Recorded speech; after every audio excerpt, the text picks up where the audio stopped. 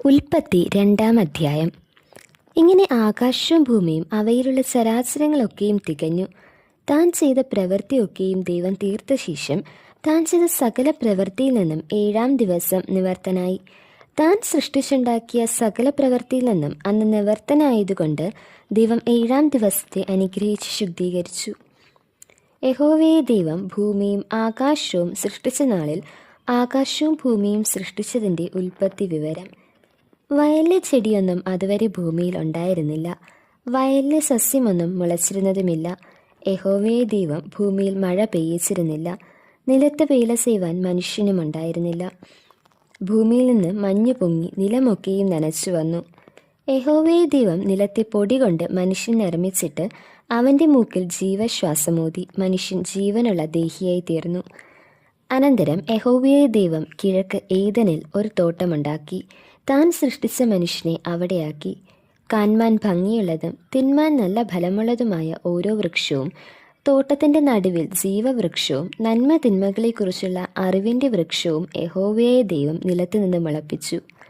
തോട്ടം നനപ്പാൻ ഒരു നദി ഏദനിൽ നിന്ന് പുറപ്പെട്ടു. അത് അവിടെ നിന്ന് 4 ശാഖയായി പിരിഞ്ഞു. ഒന്നാമത്തേതിന് പീഷോൻ എന്ന പേർ. അത് ഹവീല ദേശമൊക്കെയും ചുറ്റുന്നു. അവിടെ പൊന്നുണ്ട്. ആ ദേശത്തിലെ പൊന്ന് മേൽത്തരമാകുന്നു. അവിടെ ഗുൽഗുലവും ഗോമേതകവും ഉണ്ട്. 2-ാം നദിക്ക് ഗീഹോൻ എന്ന പേർ. അത് കൂഷ് ദേശമൊക്കെയും ചുറ്റുന്നു. 3-ാം നദിക്ക് ഹിദേക്കൽ എന്ന പേർ. അത് അശ്ശൂരിന് കിഴക്കോട്ടൊഴുകുന്നു. 4-ാം നദിക്ക് ഫ്രാത്ത് ആകുന്നു. യഹോവയെ ദൈവം മനുഷ്യനെ കൂട്ടിക്കൊണ്ടുപോയി ഏദൻ തോട്ടത്തിൽ വേല ചെയ്യുവാനും അതിനെ കാപ്പാനും അവിടെയാക്കി. യഹോവയെ ദൈവം മനുഷ്യനോട് കൽപ്പിച്ചതെന്തെന്നാൽ, തോട്ടത്തിലെ സകല വൃക്ഷങ്ങളുടെയും ഫലം നിനക്ക് ഇഷ്ടം പോലെ തിന്നാം, എന്നാൽ നന്മ തിന്മകളെക്കുറിച്ചുള്ള അറിവിൻ്റെ വൃക്ഷത്തിൻ ഫലം തിന്നരുത്, തിന്നുന്ന നാളിൽ നീ മരിക്കും. അനന്തരം യഹോവയെ ദൈവം, മനുഷ്യൻ ഏകനായിരിക്കുന്ന നന്നല്ല, ഞാൻ അവന് തക്കതായൊരു തുണ ഉണ്ടാക്കി കൊടുക്കും എന്നരുളി ചെയ്തു.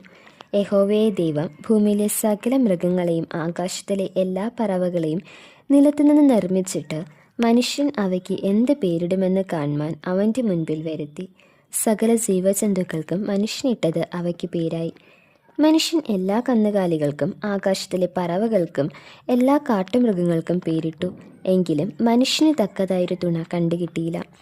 ആകയാൽ യഹോവയായ ദൈവം മനുഷ്യന് ഒരു ഗാഢനിദ്ര വരുത്തി. അവൻ ഉറങ്ങിയപ്പോൾ അവൻ്റെ വാരിയെല്ലുകളിൽ ഒന്നെടുത്ത് അതിന് പകരം മാംസം പിടിപ്പിച്ചു. യഹോവയായ ദൈവം മനുഷ്യനിൽ നിന്ന് എടുത്ത വാരിയെല്ലിനെ ഒരു സ്ത്രീയാക്കി അവളെ മനുഷ്യൻ്റെ അടുക്കൽ കൊണ്ടുവന്നു. അപ്പോൾ മനുഷ്യൻ, ഇതിപ്പോൾ എൻ്റെ അസ്ഥിയിൽ നിന്ന് അസ്ഥിയും എൻ്റെ മാംസത്തിൽ നിന്ന് മാംസവുമാകുന്നു.